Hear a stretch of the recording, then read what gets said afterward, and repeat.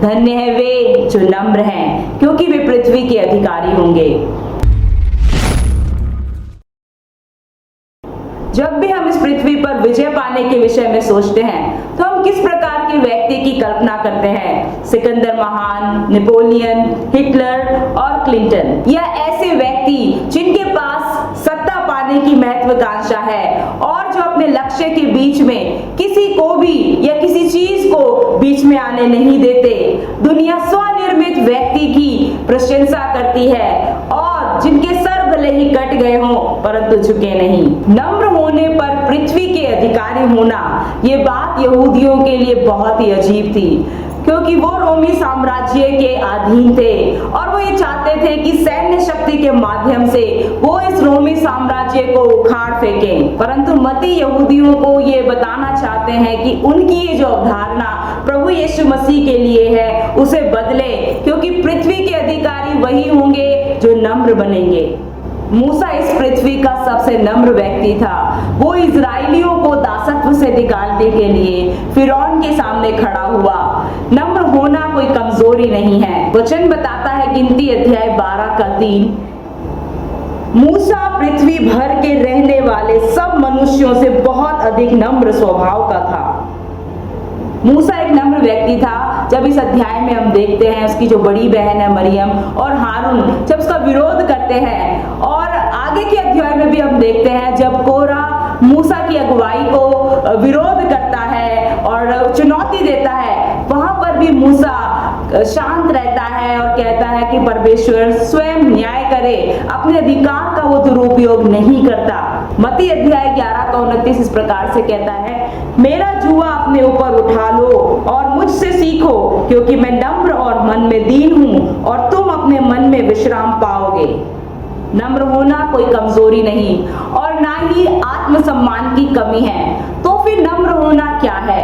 नम्र होना विनम्रता का भाव है। मत्ती अध्याय 23:11 और 12 इस प्रकार से कहता है, जो तुम में बड़ा हो वह तुम्हारा सेवक बने, और जो कोई अपने आप को बड़ा बनाएगा वह छोटा किया जाएगा, और जो कोई अपने आप को छोटा बनाएगा वह बड़ा किया जाएगा।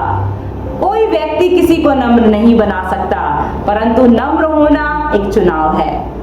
और दूसरा है नम्र होना औरों का सम्मान करना है। फिलिपियों अध्याय 2:3 इस प्रकार से कहता है, विरोध या झूठी बड़ाई के लिए कुछ ना करो, पर दीनता से एक दूसरे को अपने से अच्छा समझो, और दूसरों को अपने से बेहतर आदर देना ही अच्छा आचरण है। और तीसरा है नम्रता में कोई विरोध नहीं।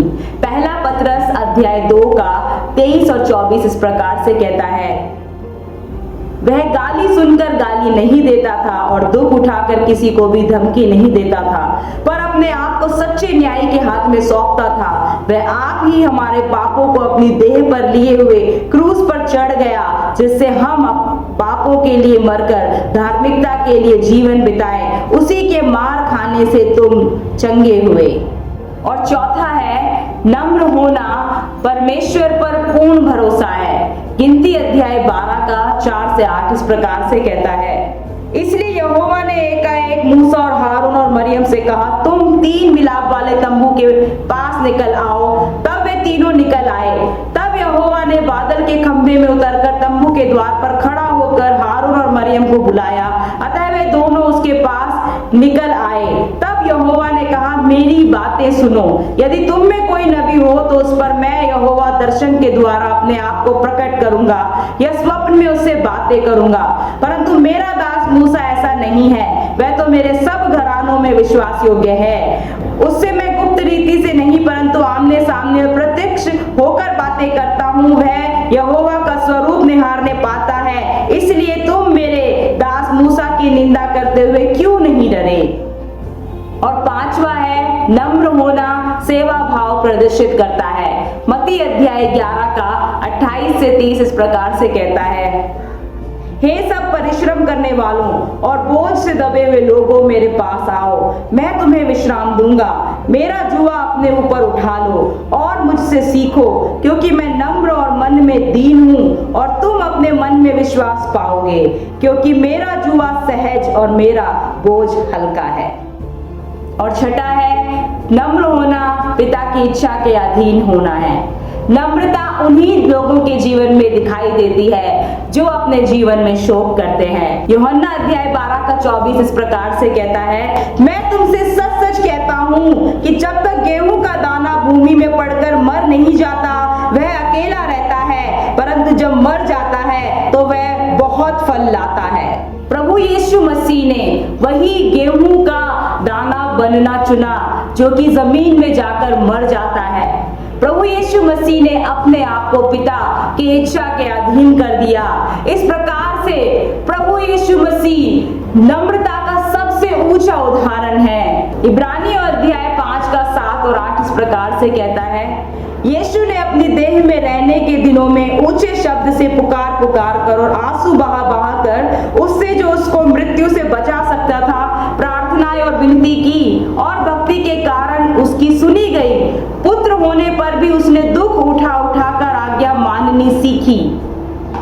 प्रभु यीशु मसीह बाहरी मनुष्यत्व के तोड़ने के उस प्रक्रिया से गुजरे, और प्रभु यीशु मसीह ने वही जो गेहूं का जो दाना होता है जो जमीन में जाकर मरता है वही बनना प्रभु यीशु मसीह ने चुना, क्योंकि प्रभु यीशु मसीह ने अपने आप को परमेश्वर की इच्छा के हाथों में सौंप रखा था। और प्रभु यीशु मसीह ही इस सारी दुनिया में सबसे नम्र व्यक्ति हैं। धन्य है वे जो नम्र हैं, क्योंकि वे पृथ्वी के अधिकारी होंगे। बने रहने के लिए धन्यवाद। मैं हूं रश्मि सिंह। आशा करती हूँ संदेश आपको पसंद आया होगा। इस संदेश को अपने परिवार के सब जनों में, अपने मित्रों को बांटें ताकि उन्हें भी आशीष मिले। इस चैनल को सब्सक्राइब करें और बेल बटन क्लिक करना ना भूलें ताकि ऐसे प्रेरणात्मक संदेश आपको मिलते रहें।